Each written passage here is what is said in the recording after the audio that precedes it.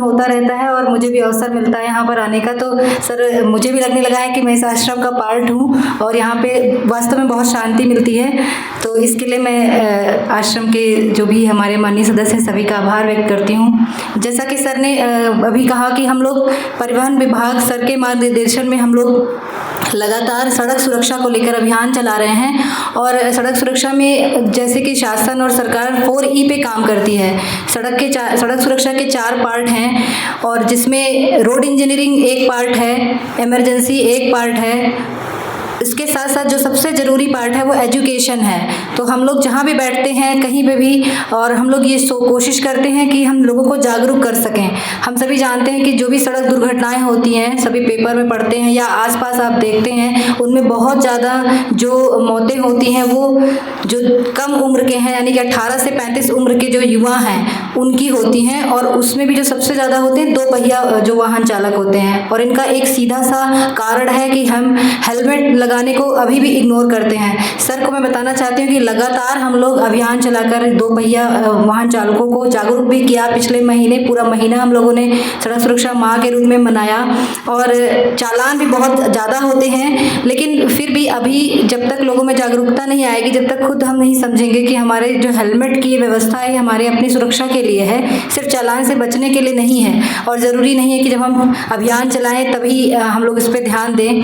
तो मैं आप सबके माध्यम से अपील करूंगी, यहाँ पे सीनियर लोग भी बैठे हैं कुछ और युवा भी हैं, तो कि हम लोग अपने अपने घर में इसको करें कि जो बच्चे हैं वो बिना हेलमेट के गाड़ी पे चढ़े ना। और जो यहाँ पे महिलाएं हैं मैं उनसे विशेष रूप से अपील करूंगी, क्योंकि हम लोग जब अभियान करते हैं तो हम लोग जो पीछे बैठी रहती हैं महिलाएं, उनको रोक के भी जैसे हम लोग टोकते हैं कि अगर आपका बेटा है, आपके पति हैं, आपके भाई हैं, वो निकले हैं और आप पीछे बैठी हैं, तो आपका ये फ़र्ज़ है कि आप उनको टोकें कि हेलमेट आप लगाओगे तभी मैं आपके साथ गाड़ी पे बैठूंगी। इसके साथ उनको ये भी जानना ज़रूरी है कि पीछे बैठने वाले व्यक्ति के लिए भी हेलमेट पहनना ज़रूरी है, तो वो उनको भी टोके और खुद जो पीछे बैठ रहा है वो खुद भी पहने। तो हेलमेट की मैंने ये बात बताई। हेलमेट के साथ साथ जब 4 पहिया वाहन चलाते हैं तो सीट बेल्ट अनिवार्य है। हम सभी अब धीरे धीरे जान चुके हैं कि सीट बेल्ट अगर गाड़ी में लगी होती है, सर पिछले दिनों यहाँ मसौली में ही बड्डूपुर में ही एक हादसा हुआ था और उसमें 3 कारें और एक ई-रिक्शा का उसमें टकराहट हुई थी। तो उसमें कारों के जो भी लोग थे वो सब सेफ बच गए थे, जबकि बहुत बुरी तरह से गाड़ी एकदम से डैमेज हो गई थी। सिर्फ इसका रीज़न ये था कि सभी ने सीट बेल्ट लगाई थी, ड्राइवर ने सीट बेल्ट लगाई थी। और ई-रिक्शा के जो लोग थे उनकी सबकी डेथ हो गई थी सर, ये पिछले साल। इसलिए सर इस समय मैं आप लोग देख भी रहे होंगे कि इस समय शासन के सर के निर्देशों के क्रम में हम लोग ई-रिक्शा जो भी ऐसे हैं जो असुरक्षित तरीके से चल रहे हैं उनके विरुद्ध भी अभियान चला रहे हैं। न सिर्फ चालान और बंद कर रहे हैं बल्कि उनको जागरूक कर रहे हैं, क्योंकि जो भी वाहन चला रहे हैं अगर वो उसमें अगर कोई भी पेपर ठीक नहीं है, अगर ड्राइवर जो है उसके पास लाइसेंस नहीं है, तो हमें उसे चलाना नहीं चाहिए और सवारी के रूप में उसमें बैठना भी नहीं चाहिए, क्योंकि सवारी के रूप में भी हमारा कर्तव्य है हम देख लें कि जिस गाड़ी पे चल रहे हैं वो ठीक है कि नहीं। एक बार ज़रूर चेक कर लें कि ड्राइवर कहीं नाबालिग तो नहीं है, क्योंकि हमारी सुरक्षा उसके हाथ में है।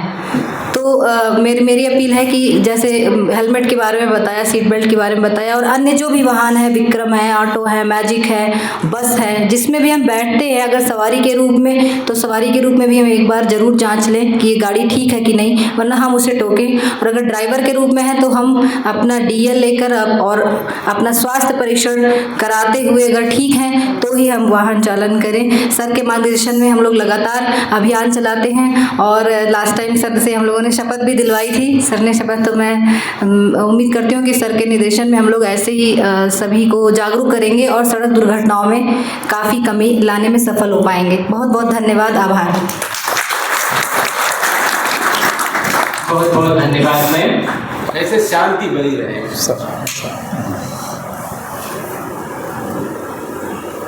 आदरणीय